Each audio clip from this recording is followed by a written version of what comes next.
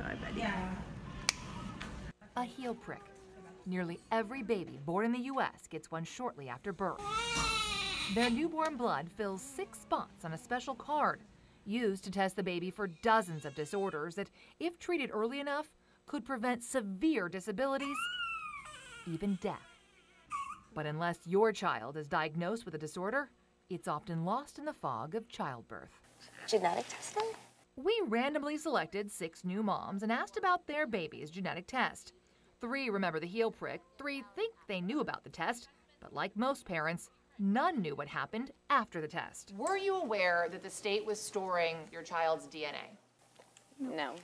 Do you think you should have been aware? Absolutely. You see, for the baby's own potentially life-saving test, researchers generally only need a few spots. The remaining blood becomes property of the state and may be sold to outside researchers without your knowledge or consent. Blood is inherently or intrinsically personally identifiable. Now, some states destroy the blood spots after a year. 12 states store them for at least 21.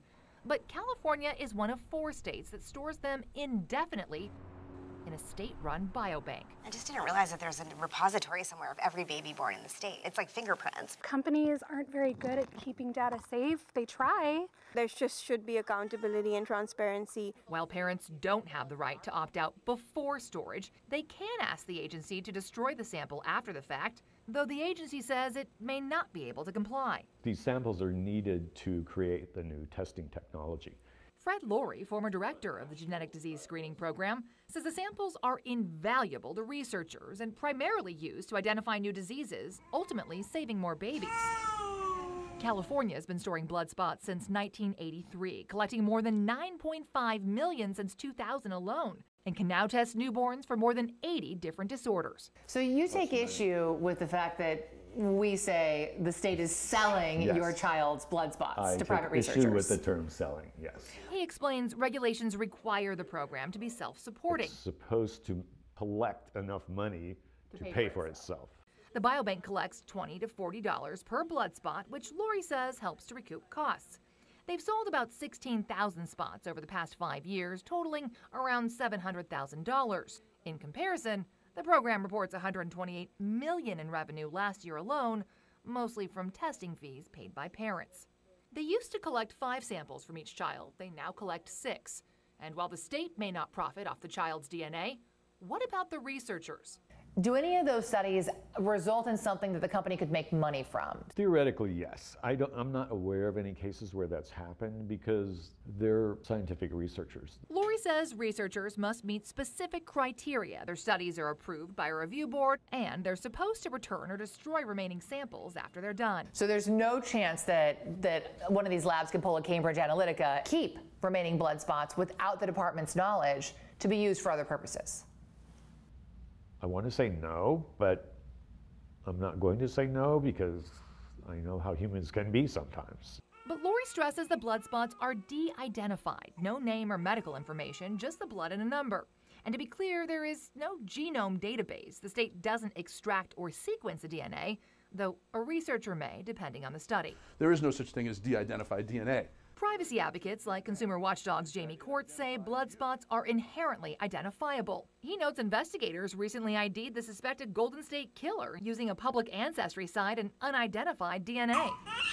And researchers aren't the only ones with access to blood spots. We discovered coroners request them to identify bodies, at least one father used them to prove paternity, and we found at least 5 search warrants and 4 court orders for identified blood spots, including one to test for drugs. The search warrant subpoena piece bothers me a little, not so much for my baby, but just societally, should that be information that's available? But court's biggest concern is the appearance of secrecy. What are they trying to hide? The Department of Public Health says it isn't hiding anything, pointing to page 13 of the newborn screening brochure, which says blood spots are stored. I feel like that's something that should have been discussed with us in person, not on whatever page in a document. Everyone who came into our room gave us like another pamphlet. I saw it as reference material. They don't tell you, you must read it. But state law does require parents are at least given this pamphlet. For most, it's the only disclosure. And when we asked these moms to search their documents, only one could find the required brochure, admitting in the midst of giving birth and raising a tiny human, she hadn't found the time to flip to page 13. And she's not alone.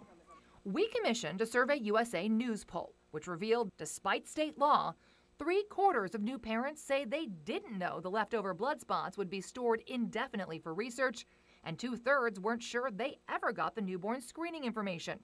The state says it does print 700,000 pamphlets a year, but admits it doesn't track if anyone actually gets them. It can be used for court orders, and that's not clearly stated. And after reading the pamphlet, these moms say it's still not clear. Did it actually say outside research? Using them for, quote, department-approved studies actually means giving them to outside researchers. I think that probably could be clarified. Lori helped draft previous versions of the pamphlet, and when I showed Lori all the documents I was sent home from the hospital with, even he was surprised. That's interesting. I've never seen that folder And before. let me show you. This is actually what I got. I had my son 7 months ago. I got 1-page trifold. Go to the state's website for more. And I'll tell you, a new mom with a new baby does not have time to go online and look up the information. It's not clear why I didn't receive the full 14-page pamphlet, but in light of our findings, court's calling for action. There should be a state audit of what's happened with this program, of the types of uses of this DNA, and there should be a recommendation to the legislature. 84% of parents say they want the newborn screening information early in the pregnancy, giving them months without a newborn to process and understand their rights. And then the burden's on you, who's a sleepless new mom, to remember to call them and then follow up. Many also want the right to opt out of storage before the child is born and believe the state should at least confirm parents are informed before storing their baby's blood indefinitely.